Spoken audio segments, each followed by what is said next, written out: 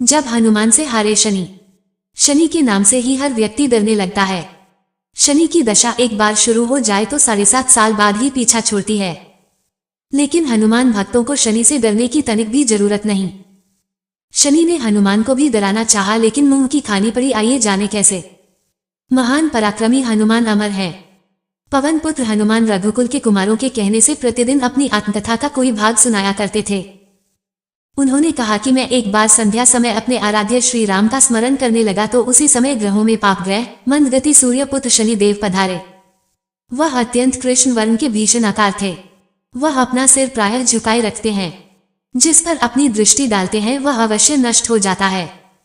शनिदेव हनुमान के बाहुबल और पराक्रम को नहीं जानते थे। हनुमान ने उन्हें लंका में दशग्रीव के बंधन से मुक्त किया था। वह हनुमान जी से विनयपूर्वक किंतु कर्कश स्वर में बोले, हनुमान जी, मैं आपको सावधान करने आया हूँ। त्रेता की बात दूसरी थी, अब कलयुग प्रारंभ हो गया है। भगवान वासुदेव ने जिस क्षण अपनी अवतार लीला का समापन किया उसी क्षण से पृथ्वी पर कली का प्रभुत्व हो गया। ये कलयुग है। इस युग में आपका शरीर दुर्बल और मेरा बहुत बलिष्ठ हो गया है। अब आप पर मेरी 7.5 की दशा प्रभावी हो गई है। मैं आपके शरीर पर आ रहा हूँ। शनिदेव को इस बात का तनिक भी ज्ञान नहीं था कि रघुनाथ के चरणाश्रितों पर काल का प्रभाव नहीं होता। करुणा निधान जिनके हृदय में एक क्षण को भी आ जाते हैं, काल की कला वहां सर्वथा निष्प्रभावी हो जाती है। प्रारब्ध के विधान वहां प्रभुत्वहीन हो जाते हैं। सर्व समर्थ पर ब्रह्म के सेवकों का नियंत्रण संचालन पोषण प्रभु ही करते हैं। उनके सेवकों की ओर दृष्टि उठाने का साहस कोई सुर असुर करे तो स्वयं अनिष्ट भाजन होता है। शनिदेव के अग्रज यमराज भी प्रभु के भक्त की ओर देखने का साहस नहीं कर पाते। हनुमान जी ने शनिदेव को समझाने का प्रयत्न किया, आप कहीं अन्यत्र जाएं।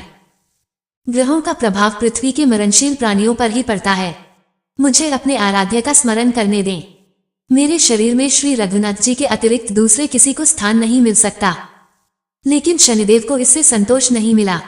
वह बोले, मैं सृष्टिकर्ता के विधान से विवश हूँ।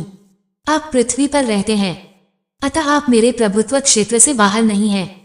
पूरे 22.5 वर्ष व्यतीत होने पर 7.5 वर्ष के अंतर से 2.5 वर्ष के लिए मेरा प्रभाव प्राणी पर पड़ता है, किंतु ये गौण प्रभाव है। आप पर मेरी 7.5 आज इसी समय से प्रभावी हो रही हो।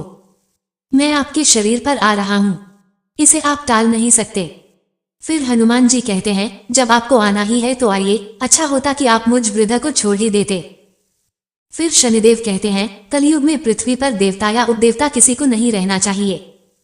सबको अपना आवास सूक्ष्म लोकों में रखना चाहिए। जो पृथ्वी पर रहेगा वह कलयुग के प्रभाव में रहेगा और उसे मेरी पीड़ा भोगनी पड़ेगी। और ग्रहों में मुझे अपने अग्रज यम का कार्य मिला है। मैं मुख्य मारक ग्रह हूँ और मृत्यु के सबसे निकट वृद्ध होते हैं, अतः मैं वृद्धों को कैसे छोड़ सकता हूँ। हनुमान जी पूछते हैं, आप मेरे शरीर पर कहाँ बैठने आ रहे हैं। शनिदेव गर्व से कहते हैं, प्राणी के सिर पर।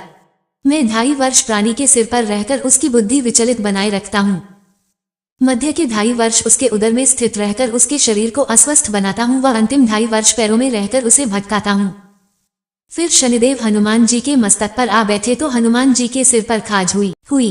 इसे मिटाने के लिए हनुमान जी ने बड़ा पर्वत उठाकर सिर पर रख लिया। शनिदेव चिल्लाते हैं, ये क्या कर रहे हैं आप। फिर हनुमान जी कहते हैं, जैसे आप सृष्टिकर्ता के विधान से विवश हैं वैसे मैं भी अपने स्वभाव से विवश हूँ। मेरे मस्तक पर खाज मिटाने की यही उपचार पद्धति है और आप अपना कार्य करें और मैं अपना कार्य। ऐसा कहते ही हनुमान जी ने दूसरा पर्वत उठाकर सिर पर रख लिया। इस पर शनिदेव कहते हैं, आप इन्हें उतारिए, मैं संधि करने को तैयार हूँ। उनके इतना कहते ही हनुमान जी ने तीसरा पर्वत उठाकर सिर पर रख लिया तो शनिदेव चिल्लाकर कहते हैं, मैं अब आपके समीप नहीं आऊंगा। फिर भी हनुमान जी नहीं माने और चौथा पर्वत उठाकर सिर पर रख लिया। शनिदेव फिर चिल्लाते हैं, पवन कुमार, त्राही माम ताही माम, रामदूत, आंजनेयाय नमः। मैं उसको भी पीड़ित नहीं करूंगा जो आपका स्मरण करेगा। मुझे उतर जाने का अवसर दें। हनुमान जी कहते हैं, बहुत शीघ्रता की, अभी तो 5वां पर्वत शिखर बाकी है। और इतने में ही शनि मेरे पैरों में गिर गए और कहा, मैं सदैव आपको दिए वचनों को स्मरण रखूंगा। आघात के उपचार के लिए शनिदेव तेल मांगने लगे। हनुमान जी तेल कहाँ देने वाले थे। वही शनिदेव आज भी तेलदान से तुष्ट होते